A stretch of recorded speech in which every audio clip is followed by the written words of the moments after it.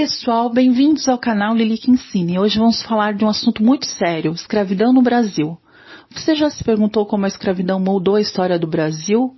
Quer entender melhor esse capítulo crucial e suas consequências para a nossa sociedade? Então assista a este vídeo até o final. Aqui exploraremos as histórias de coragem e resistência dos africanos escravizados, as condições humanas que enfrentaram e o impacto duradouro dessa era em nossa cultura. Venham comigo, Lili que Ensina. Mas antes mesmo de contar a história da escravidão, precisamos nos perguntar o que é a escravidão. Escravidão, para quem não sabe, é quando uma pessoa se torna propriedade da outra. Ela perde o direito à sua própria vida e é obrigada a trabalhar para o seu dono sem receber nenhum pagamento e pode ser comprada, vendida, alugada, doada, como se fosse uma mercadoria. Ou seja, o dono dessa pessoa pode fazer o que quiser, até mesmo maltratá-la. No caso dos africanos escravizados, podemos dizer que os maltratos levaram à morte de muitos deles. Mas quando se iniciou a escravidão no Brasil? A partir de 1530, quando os portugueses começaram de fato a ocupar o território brasileiro, iniciaram as plantações de cana-de-açúcar e daí surgiu a necessidade de comercializar africanos escravizados para trabalhar na lavoura e demais atividades econômicas. Como os portugueses escravizaram os africanos? A princípio, os portugueses não escravizaram os africanos diretamente. Eles trocavam mercadorias europeias como sal, armas e tecidos por escravos capturados por outros grupos africanos através de guerras, comércio ou sequestros. Amarrados uns aos outros, homens e mulheres e crianças africanas eram capturadas e empurrados para os porões dos navios pequenos e mal construídos, conhecidos posteriormente como navios negreiros.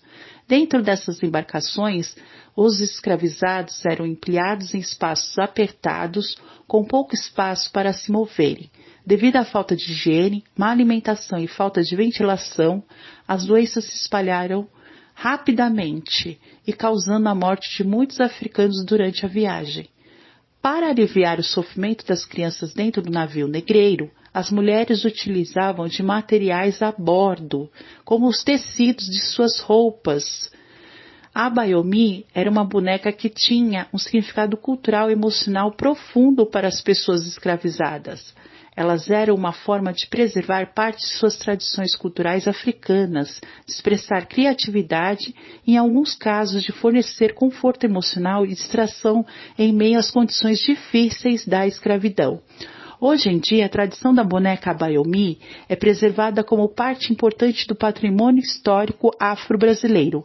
Além de simbolizar a existência da história, essas bonecas também têm sido usadas em projetos educacionais e artísticos para promover a valorização e conscientização da cultura africana.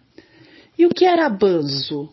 O banzo era um termo usado durante a época da escravidão no Brasil para descrever um estado de profundo sofrimento psicológico e emocional experimentado pelos escravizados africanos.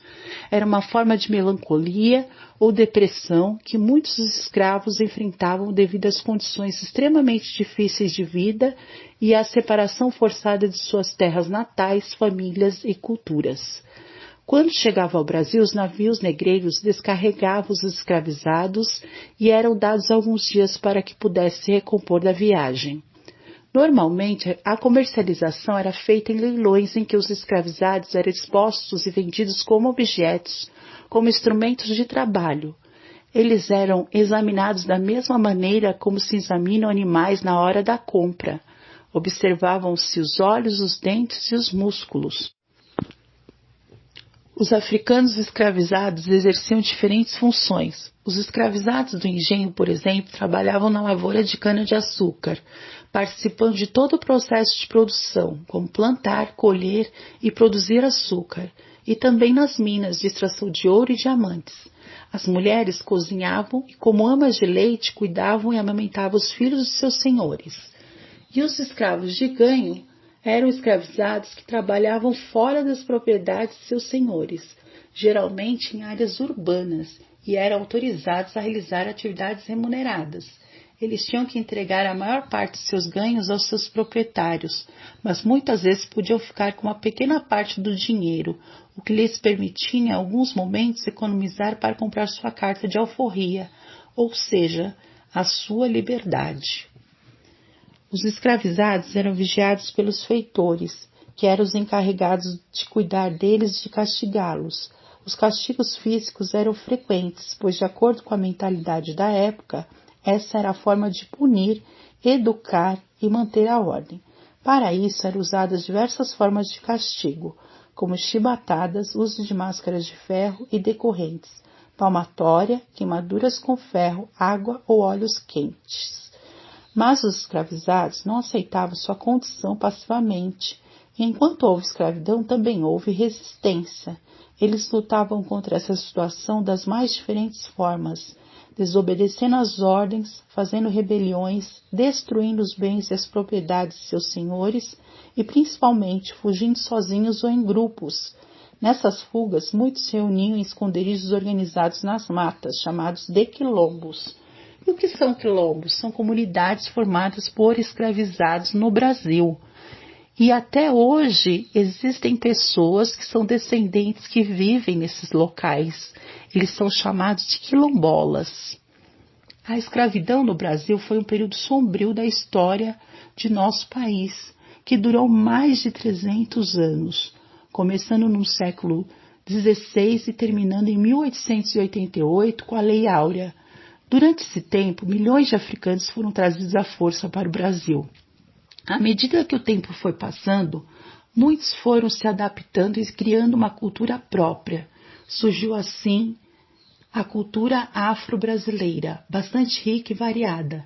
Podemos observar as manifestações culturais herdadas dos africanos, entre elas a capoeira, instrumentos musicais como tambor e berimbau, as danças populares como o bumba meu boi, alimentos como o vatapá e acarajé, e na religião e espiritualidade o candomblé e a umbanda. Na língua, podemos ver palavras africanas como o samba, que é um gênero musical, e caçula, filho mais novo. Essas contribuições culturais e linguísticas africanas refletem a profunda influência da herança africana na cultura brasileira.